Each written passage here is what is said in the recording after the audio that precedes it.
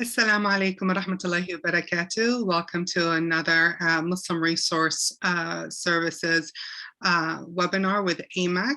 I'm Hala Mustafa, and here with us today is we have two guests that are going to help us learn how we can file our taxes for free. First, I would like to introduce our first guest, Hunter Keane. He is the State Director for Impact America. Hunter Keane is a native of Memphis area, graduated from Mississippi State University with a double major in philosophy and marketing. He then attained an MA in religion and public engagement from Wake Forest University before returning to Memphis to work with Impact America. Hunter has worked at Impact for 5 years now and is looking forward to continuing to serve the Memphis community in the years to come. Thank you for being here, Kevin. How are Mr. Keane? How are you? Doing well. Thank you so much for having me. I'm really excited to be here, and I appreciate you giving me the opportunity to talk about what we're doing. Like you mentioned, I've worked for Impact America, and one of the initiatives we do at Impact America is called Save First. And I'm going to talk a little bit more about that, which is our tax initiative. Let me share this. All right, slides look good. Everyone can see those? Yes. All right, so Save First is one of our program initiatives at Impact America. It deals with taxes. So, that's kind of what everyone's thinking about as we get close to the filing deadline this year. So Save First is a VITA program through the IRS initiative. VITA stands for Volunteer Income Tax Assistance, and we'll talk a little bit more about that in a moment. And our purpose of Save First is just to ensure that taxpayers are eligible to receive any credits they're entitled to, that everyone's able to file, and that, to prevent any additional barriers that anyone might have from being able to file their taxes in a way that's accurate, in a way that's trustworthy, and making sure that they're getting any refunds that they're entitled to from having, worked the previous year. We want to offer a secure alternative to any kind of predatory tax preparers, or not even necessarily predatory ones, just those who might not be doing it as accurately or as thoroughly as the IRS would want. The IRS is pretty accurate and thorough. Those are big points for them when it comes to filing your tax return. So we want to make sure that we are operating under that standard, and that people of different communities can have an option where they can be sure that their returns are up to those standards. We collaborate with different local nonprofit organizations and universities to host our tax sites. Impact America is a pretty small nonprofit organization, so we wouldn't be able to do what we do without collaborating with other partners, and being able to have different partners provide us space to serve as tax sites throughout the year is such a huge asset in what we do. And currently we are serving taxpayers in Alabama, South Carolina, and Tennessee, which is the office I represent. Going back to VITA, that's Volunteer Income Tax Assistance. So that's a program through the IRS designed to extend services to underserved populations. And a lot of this is to make it more accessible for people to file their returns electronically. If you've ever tried to mail something to the IRS, that can take a little while longer than doing it electronically and having everything done by an electronic submission or direct deposit. That's always quicker than trying to get a check in the mail or pay or submit anything through the mail. So that's kind of the purpose of VITA, to try and make that more accessible, to increase quality control, make sure that the volunteers who are preparing your returns are qualified to do so, and again, making sure that the returns we submit are accurate and thoroughly prepared before transmitting them to the IRS. Looking at our tax sites, so at Save First, we have a few different tax sites. We host our tax sites, again, in collaboration with partner organizations, but sometimes you might find our sites at public libraries, at other nonprofit organizations, community centers, schools, or sometimes with university partners. This year, a lot of our sites are in Alabama, but we also have 3 in Tennessee and 3 in South Carolina. I represent the Tennessee office, so all 3 of our in-person sites are in Shelby County in the Memphis area, and 2 big ones are at the Binghamton Development Corporation and at Church Health on the 3rd floor of the Crosstown Concourse. We couldn't do what we do without our volunteers. They are, pretty much the bread and butter of what we do at Save First. And, we have a lot of volunteers that come serve with us through a lot of different volunteer partnerships. A lot of college students. I know particularly in Memphis, we have a lot of students from Rhodes College and the University of Memphis. In Alabama, I know UAB is a big partner, as well as other community partners like the Junior Leagues, St. Mary's High School here in Memphis, Tennessee. And, and in this past year, we've had a lot of different volunteers across the 3 states where we're operating. In Tennessee, we've had about 35 from 2021. This year, that number has actually risen to about 60. So happy to see more volunteers, coming out as ideally we get kind of out of the pandemic stage and people are kind of being able to come outside and do things again. So that's been really nice to see. And you can kind of see that, as we talk about our Tennessee volunteers, kind of see how that was building and building up until something seemed to happen in 2020 that made things a little more difficult to volunteer. But we're excited to see that number rise to again around 60 this year, and hoping to see that continue to grow back to those 2018, 2019 numbers as we continue to provide tax services. So I've got a question for you before we continue. If a person wants to volunteer, how can they do so? If someone's interested in volunteering through Save First, you can find information about how to do that on our website at impactamerica.com. There's a submission form, just where if you're interested in volunteering in Save First or in any of our initiatives, if you want to volunteer with Impact America in anything that we do, there's submission forms on our website where you can fill one of those out, and then we'll be in touch with you and figure out the best way to get you involved. Thank you. Thank you. So a quick look at our outcomes. Just again, we were seeing that steady growth up to 2019, and then since the pandemic happened, in-person options have been reduced, and we're kind of working our way back up from that. But growing and growing in the state of Tennessee to where in 2019, over 2,000 returns for a combined refund of nearly $3.5 million. And again, a lot of that comes directly from the work of our volunteer team. So again, love our volunteers, couldn't do what we do without our volunteers and our partnered organizations. So a collaborative effort that we feel really proud about what it's putting back into the communities. For our total outcomes since 2014, so a total of all 3 of our states, we've seen over 100,000 completed tax returns, 180 million combined refund, and over 7,000 volunteers that have been trained and served the community.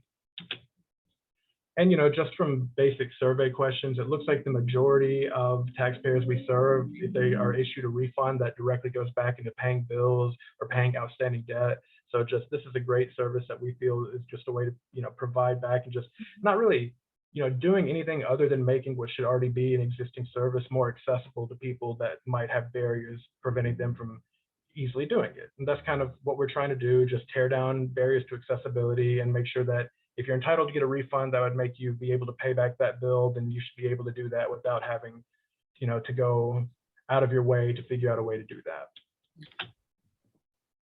So with the filing deadline coming up here pretty shortly, what are some current options for needing to file taxes? We still have, in addition to our in-person sites, there are a few options with Impact America. The first one is a fully virtual program, and you can find a link to that on our website. It's www.impactamerica.com/free-tax-prep. There you'll see all of our tax options. Save First Online is an option that's in partnership with Code for America and GetYourRefund.org, where essentially you'll scan your documents, and then someone who's trained to do taxes will prepare your return through GetYourRefund.org, fully virtually, to where you'll be scanning things and talking to them over the phone, but they'll be preparing your return fully virtually. The second option is called the Fsa Link. It's facilitated self-assessment. That you can also find that on our website /free-tax-prep. But essentially, that'll provide you with a link to where you'll have access to a Taxpayer login free of charge, to where you'll be able to log in. And that would be, instead of having to prepare your taxes, you would just have access to the software, and you could go about preparing it on your own if you're comfortable doing that, or if that's easier for you. If you just need access to the software, all you have to do is email savefirstselfprep@impactamerica.com, and then we'll reply to you with a unique link where you'll be able to receive a link for Taxpayer, to where you'll access all the software for free, and you'll be able to prepare it yourself without having to pay anyone to do so. Now, I have a question for you before you move on.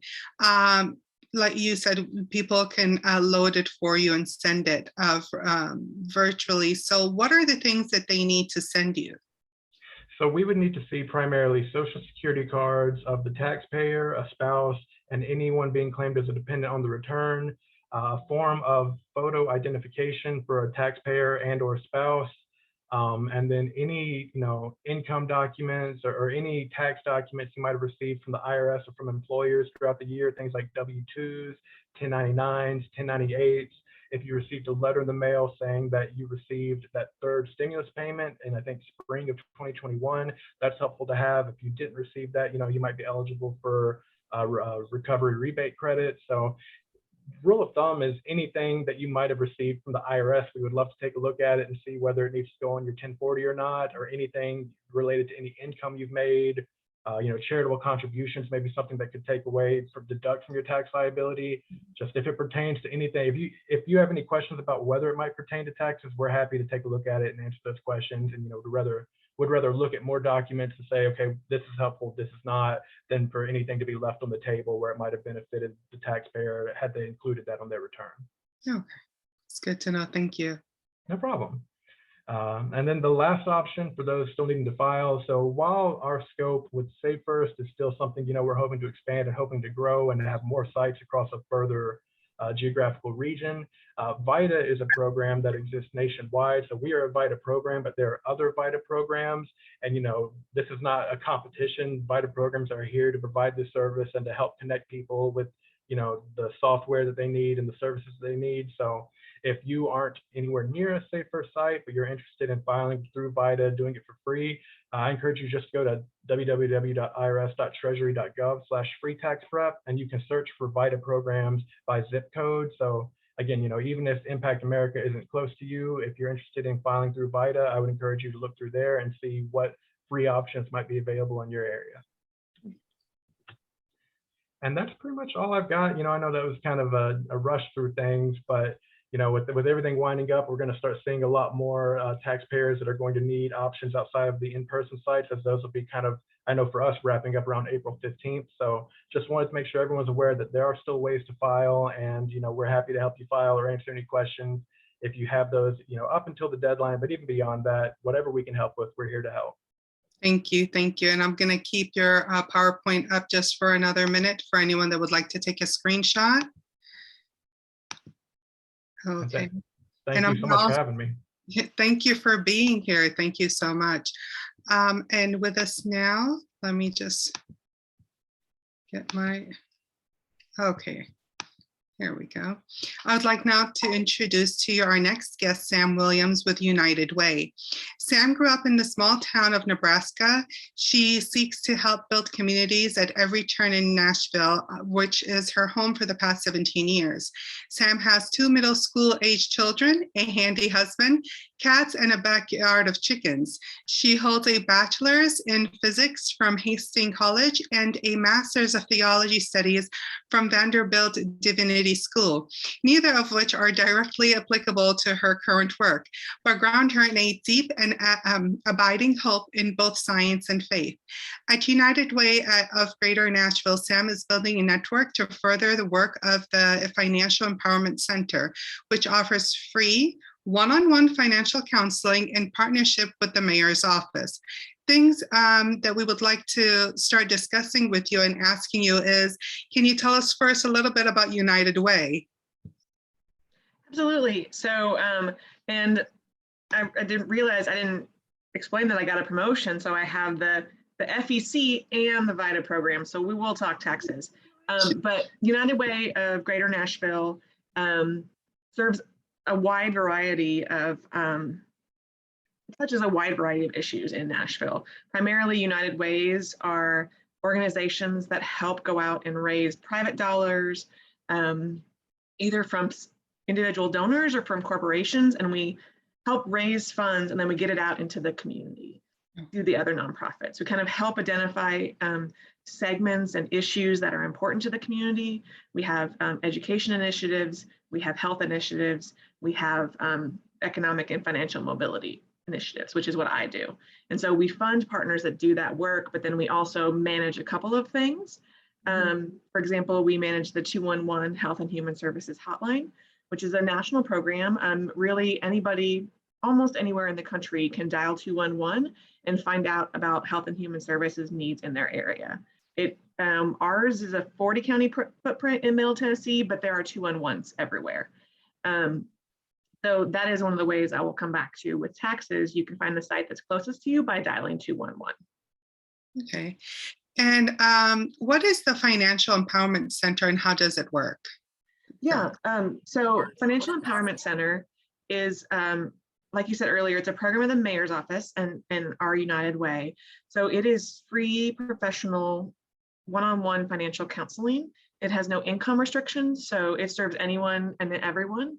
It is currently only available for well, I shouldn't say that. My program serves the Nashville area with financial counseling. There is a program through the Rise Foundation in Memphis. They also provide FEC financial counseling, and Jackson, Tennessee has just started theirs, and Knoxville is applying for one. So there are going to be more FECs across Tennessee very soon. But what we do at the Financial Empowerment Center is a lot of credit repair, managing debt, increasing your savings, working on access to safe and affordable bank accounts, and then working on a budget or a spending plan to make sure that you can meet your financial goals. And it really doesn't matter where somebody is financially. They can have chronic trouble, they can have a crisis come up, like a health or job loss issue related to COVID, or they can be pretty stable, but just really want somebody to check their math, or maybe they make a decent wage, but they have a credit card problem. Like we serve the gamut of folks. And again, it's no income restrictions. So it's a really, really powerful city service. It's a municipal service provided by a nonprofit. Okay. And is this like an umbrella under United Way? It is. Our program is within United Way. The staff that provide the financial counseling are United Way staff. And they're different. Like I said, Memphis has Rise Foundation runs theirs, but it is through the Shelby County Trustee's office, I think. So they're different. There is a national program. There's about 50 cities now. Okay. And how about if someone wanted to file their taxes in Nashville, where would they go and how would they contact you? Yeah, so very similar to Hunter, he stole all my VITA talking points. So VITA is a national program. It's been going for 53 years across the country. The IRS has been doing this to make sure that people get the credits they deserve. They're pulling down the earned income tax credit. And I should say, so VITA is very specifically designed to help lower income households. So the VITA threshold is right around $70,000 for a household income. It varies a little bit from city to city and program to program. But that is kind of the threshold is to serve lower income families and make sure they're getting the tax credits. So we, in Nashville, our VITA program serves, we serve a 32 county area. So it really is a Middle Tennessee program. We have about 19 in-person sites, and then we have our virtual platform as well. So there's three options. Like Hunter said, the in-person sites are going to get a little crazy here in the next couple of days. Some of them are our appointment only, and so they're already booked up. But the walk-in ones will get a little crazy in the next couple of days. But there are some that are open. If you really feel like you need to sit down with someone, there are some that are still open. And Sabina, if she hasn't already put it up, she'll put up our website. It's unitedwayfilefree.com, and it has these options on it. So it has a map that tells you where the locations are that are still open and what day they close. We're keeping it really updated as the season wraps up. The second option is similar exactly to Hunter's. It's a program with Code for America. It's our virtual VITA option. So people can go to this unitedwayfilefree.com and access it. Like Hunter said, it's exactly the same program. You're just coming in through a different organization. So if you're in Middle Tennessee, it'd be great if you came in through ours. I also think, and I think Hunter will agree with me, if folks are in other parts of the state, even though technically, he kind of serves Memphis and other states, and we kind of serve Middle Tennessee, if people really need to file, they are welcome to use our virtual platforms and come on in so that they can get done. That really trying to, we want people to be able to file before the deadline, if at all possible. So there's the virtual platform. As Hunter said, it's really slick. You're taking pictures of your documents, you're uploading them. Our volunteers are all IRS certified. It's the same volunteers that do it in person. Same certification and everything. And somebody will call you to do an intake interview. They'll do your taxes, and then someone else will call to quality review at the end, and they'll e-file your return. It's really straightforward. Not just sit in a waiting room for 2 hours. Not that people do waiting rooms anymore. You sit in your car usually at the sites now. But so that's the second option. That's virtual, like I said. And then there's and we have a similar do-it-yourself version. It's called My Free Taxes. It's the worldwide United Way's virtual platform or do-it-yourself platform.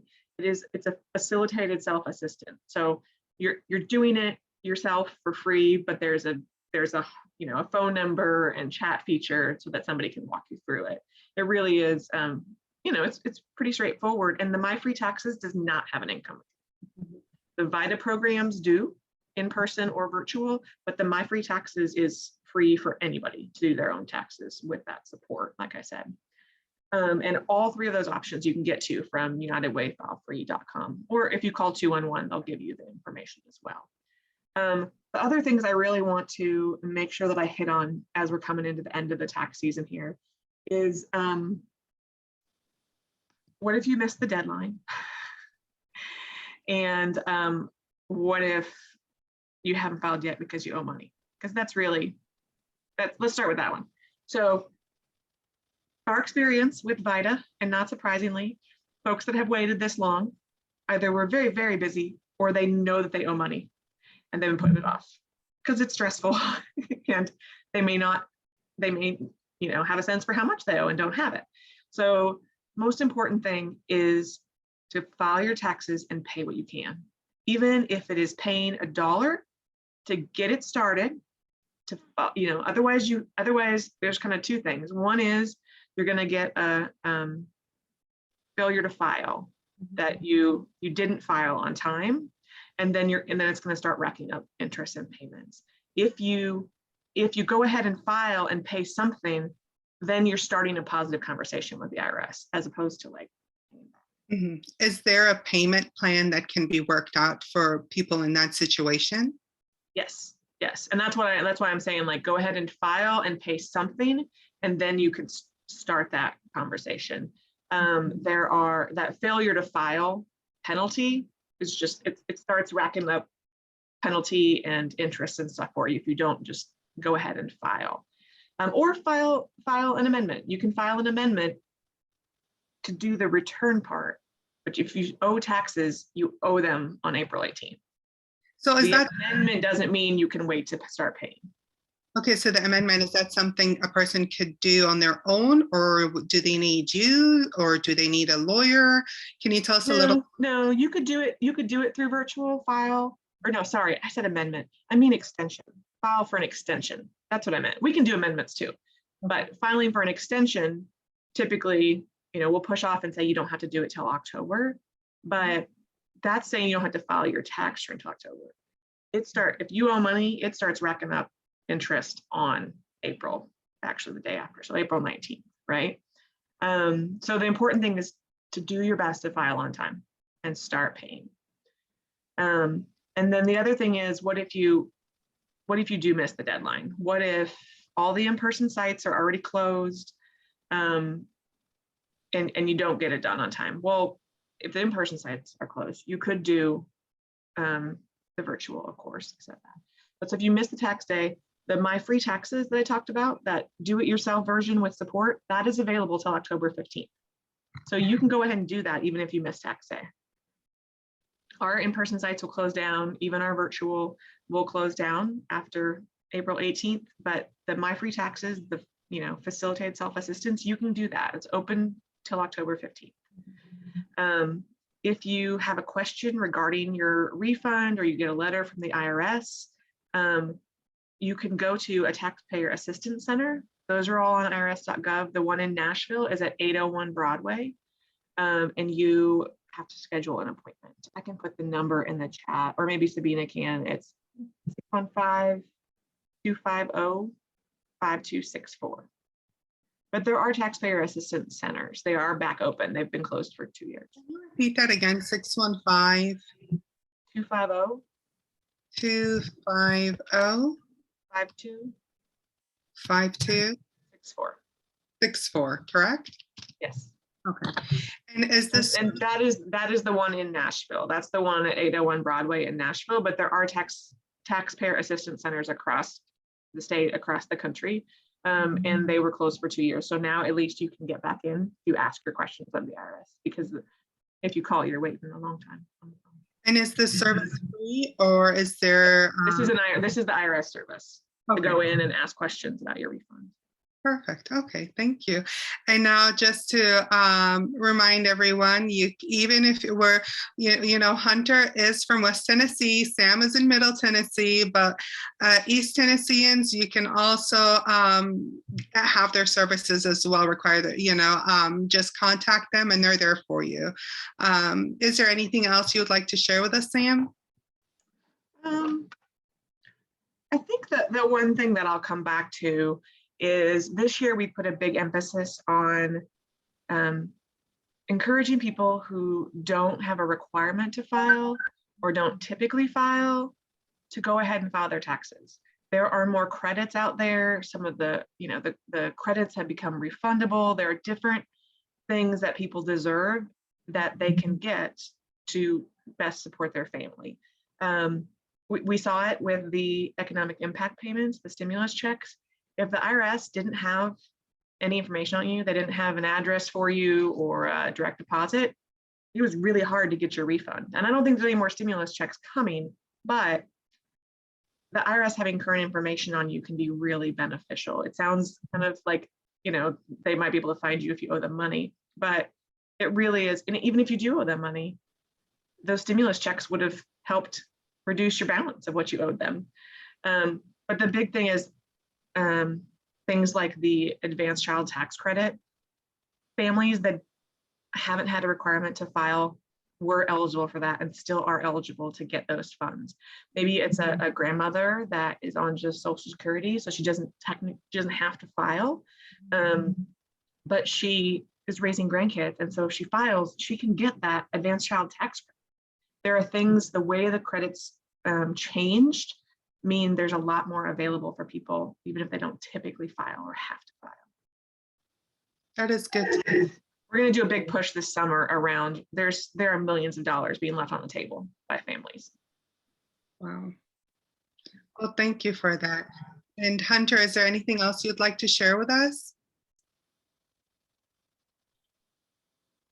I just that I wholeheartedly agree with what Sam was saying. I mean, there's so many new credits that are available that, we've had to learn and become trained to do because they are so new that many people just aren't aware, exist and are out now and might affect their refund.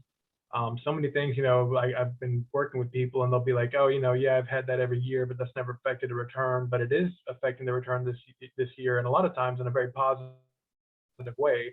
So, I definitely encouraging everyone to file and just to bring all your documents, even if it's something, like in that situation that you've had each year that's never affected your return, it might this year, and it might be beneficial to bring. There's so many new things with taxes this year and in these past few recent years. So definitely encourage you just, be willing to ask questions. We're happy to answer them, and just, it never hurts to bring something and see if it might be beneficial to have on your return. Now, I have a question for both of you. I heard if this year you didn't do as well as you did last year, that you can use your last year's tax return to file. Is that correct? It's not. I mean, Hunter can correct me if he's been doing more returns than I have, but it's not that you really use your last year's tax return. There's a look back feature for certain credits, like the earned income tax credit. The way that is structured is that specific credit, the more you make, the more you get back. So it's earned income tax credit is half the reason we do this VITA work, is because it's designed to supplement people who work full-time at a low wage. And so if someone made less this year, they can look back on what their income was last year if it means it will give them a higher earned income credit. Did I explain that right, Hunter? Yeah, that was exactly what I thought too. So I'm not aware of any way where you can just use your last year's return and, it be this current year's return. But that look back feature, that is something that, can benefit a lot of people. And, like Sam was saying, that a lot of credits are tied to what your income is. If you make more, then that credit might be higher. And, the look back feature, from my understanding, was really made to where anyone who maybe their income for the year was less than what it would have been in a previous year or in a typical year for them due to something like job loss or just, the ongoing effects of the pandemic, that they can use that look back feature to still base the credits they're earning this year on what a typical annual income would have been for them. And that way their credits aren't reduced by them maybe having lost work due to the pandemic. Interesting. And now, is there anything else that you guys would advise or like people to know that they may not know about that would be beneficial to them? I'll go back and plug the financial empowerment centers. So ours in Nashville, Rise Foundation has it in Memphis, Jackson, Tennessee has it. Knoxville's starting one, I think, hopefully soon. But so the financial empowerment centers have this one-on-one financial counseling, and we aren't the one that's do your taxes. But if someone is getting a large refund, we often work with them to maximize that, to use it to the best advantage of their family, because it can be a large lump sum that you don't have any other time of year, or maybe more this year than in years past. Like let's make that work for you. We work with a lot of people that have a balance too, of how are you going to pay this? How are you going to structure it? How are you going to have to move other things in your budget to deal with this? And then the third thing that I love and our counselors do when they're budgeting with folks, our budgeting really ends up looking at cash flow, at not just how much you have coming in, how much you have going out, but when is it happening, so that you don't like freak out on the 13th of every month. And so one of their cash flow tricks is changing your withholdings. If you change the way that taxes are taken out of your check, if you're used to having a $3,000 refund every March, what if we set your withholdings correctly so that you had that money all year? It's people really need to understand that it's your choice whether you get a big lump sum or you have it throughout the year. You can set your withholdings, not entirely, because there are some credits that are only, but you can make it so much smoother than having that big refund at the end of the year. We do that with a lot of clients. Thank you. That's interesting to know. Thank you so much. Sabina, do you have any questions for Hunter or Sam? No, this has been great. I want to thank you guys again, then. Thank you for joining MRS AMAC. And for everyone that's watching, Ramadan Mubarak. Thank you all for being here. And I want to thank you guys again, Hunter and Sam. You guys, this is our second webinar, and I really want to thank you guys for being here, for the community. So thank you. My absolute pleasure. Thank you for having us. Good to be here. Thank you.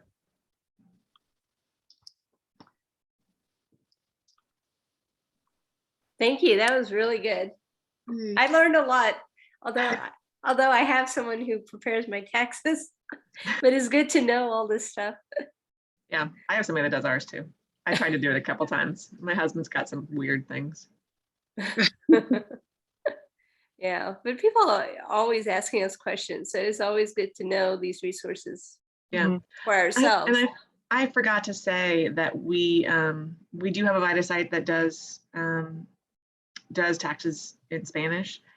We also have an FEC counselor that does counseling in Spanish, and everything else is through a language line, which is unfortunate. I wish we had more interpreters. We actually do have 2 VITA volunteers this year that speak Burmese, which is awesome.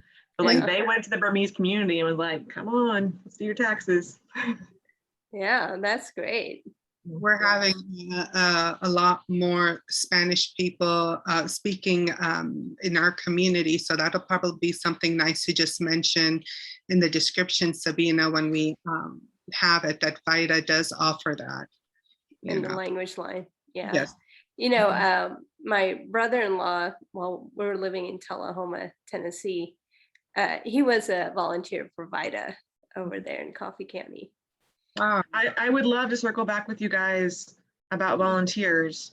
We are going to try harder to start early with volunteers. It's hard with volunteers because they don't think about volunteering to help with taxes till it's January, and by then we're like, we already started. We're in the fall trying to recruit volunteers so that in November or December or January they can be trained and ready to go. So, so we're going to change the way we recruit volunteers, but you guys will be on my list. So, yeah, you guys, when you get volunteers, like you're saying, Hunter, you were saying you get a lot of volunteers from the University of Memphis and Rhodes. So are those graduate students or undergrads? We get both on occasion. I would say the bulk of our volunteers are undergrad, and a lot of that is we have partnerships with those universities where they have like courses to where there's a service learning component that's part of their grade criteria, and it's them, you know, doing a set number of hours at one of our volunteer sites, which we think is great because, you know, first of all, it gives us a lot of volunteers, and also like I think that's like a really good. I'm a big proponent of service learning, and I think that's a really good thing to include in undergraduate courses. I didn't really get a lot of exposure to that until graduate school, so I'm excited to see that in some undergraduate courses as well. We have a similar thing with Austin P, that it's part of a class, and then that that professor basically serves as a site coordinator she's quality reviewing her students, so that's how she grades them. And then we also have it with TSU.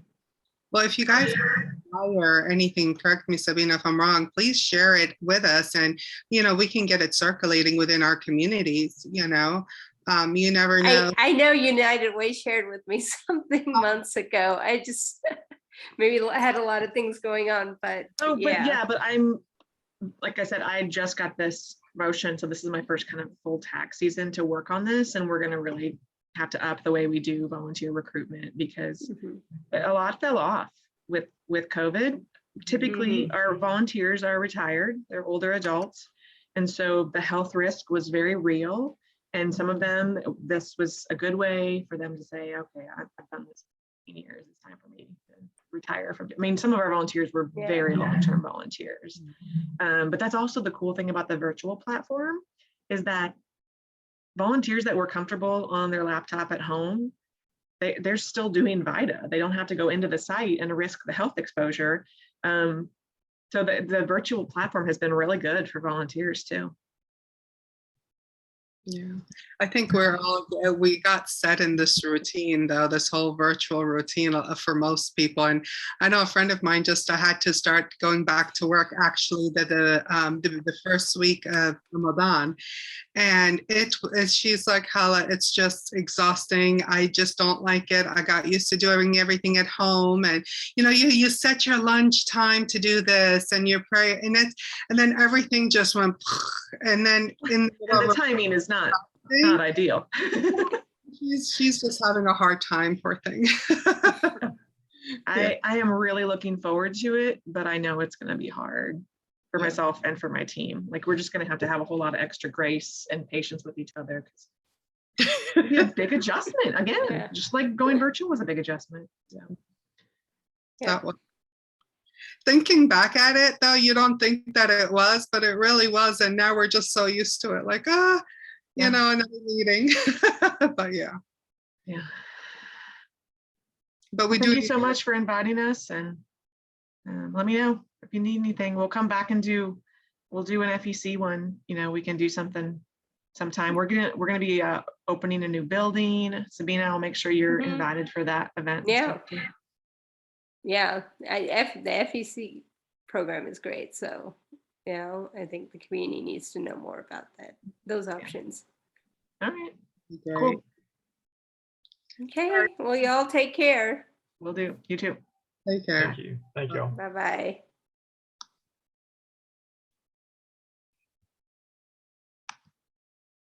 Alaikum assalam wa rahmatullahi wa barakatuh. So another one.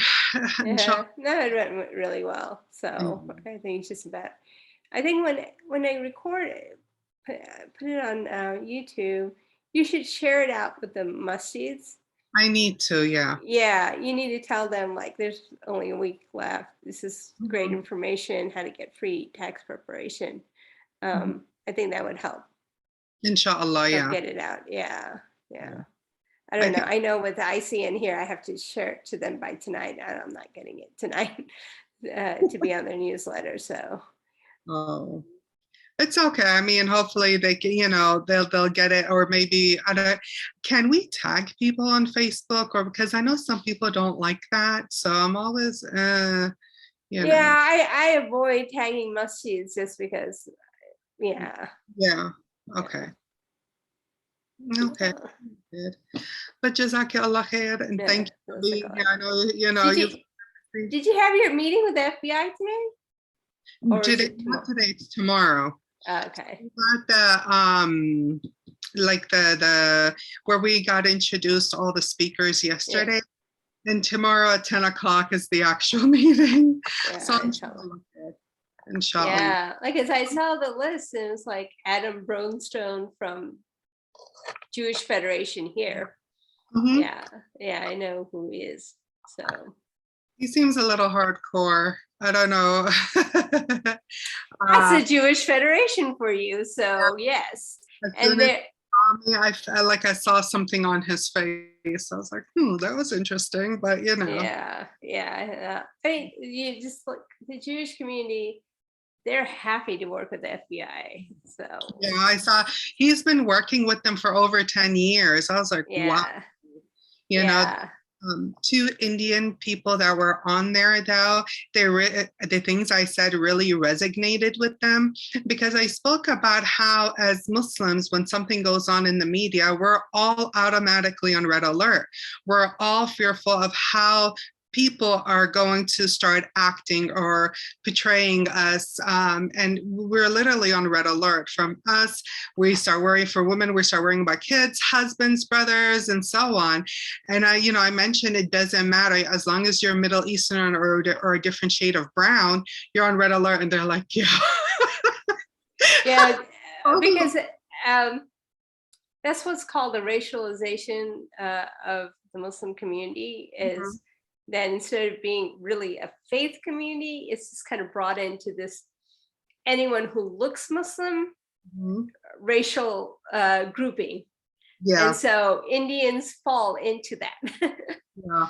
And so when there is bad news for Muslims in the media, it's bad for them too, right?